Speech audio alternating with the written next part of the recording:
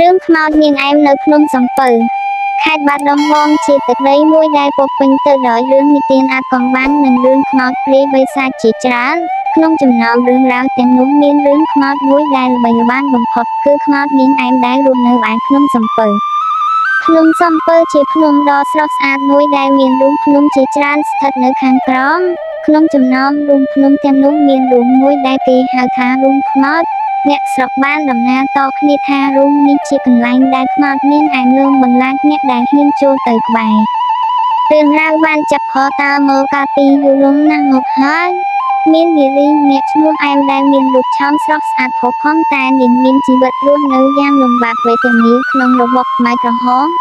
នាងត្រូវបានពួកខ្មែរក្រហមចាប់បង្ខំឲ្យយកធ្វើការធ្ងន់ហួសកម្លាំងហើយត្រូវបានគេធ្វើទារុណកម្មយ៉ាងព្រៃផ្សៃទីបំផុតនាងក៏បានស្លាប់នៅក្នុងរូងភ្នំនោះទាំងនៅគ្មានខ្ចីចាប់តាំងពីនាងស្លាប់ទៅគេតែងតែឮសំឡេងយំសោករៀបរាប់ពីរូងភ្នំនោះនៅពេលយប់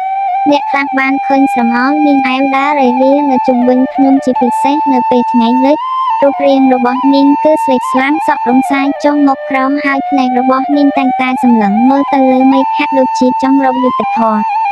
មានរឿងមួយបានកើតឡើងចំពោះក្រុមយុវជនមួយក្រុមដែលបានទៅបោះតង់នៅជើងភ្នំសំពៅពួកគេមិនជឿរឿងខ្មោចរឿងឡើយហើយបាននាំគ្នាសាច់ចំអកឲ្យយករឿងនាងឯម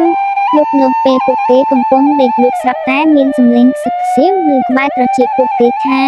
ហេតុអ្វីក៏ពួកឯងមករំខានដំណេករបស់ឯងខានពួកគេបានភ្ញាក់ពីដំណេកហើយបានឃើញស្រមោលនារីអ្នកឈរនៅក្បែរតង់របស់ពួកគេរូបរាងរបស់នាងគឺដូចអ្វីដែលគេបានលើកដំណើរតគ្នាអញ្ចឹងនាងបានសម្លឹងមើលពួកគេដោយភ្នែកក្រហមឆ្អៅហើយបន្លឺសំឡេងសើចយ៉ាងរន្ធត់ក្រុមយុវជននោះភ័យសន្ស្លាយ៉ាងខ្លាំងហើយបានរត់ចេញពីតង់ទាំងមិនគិតអ្វីទាំងអស់ពួកគេមិនដែលហ៊ានទៅក្បែរភ្នំសំពៅទៀតឡើយចាប់តាំងពីពេលនោះមក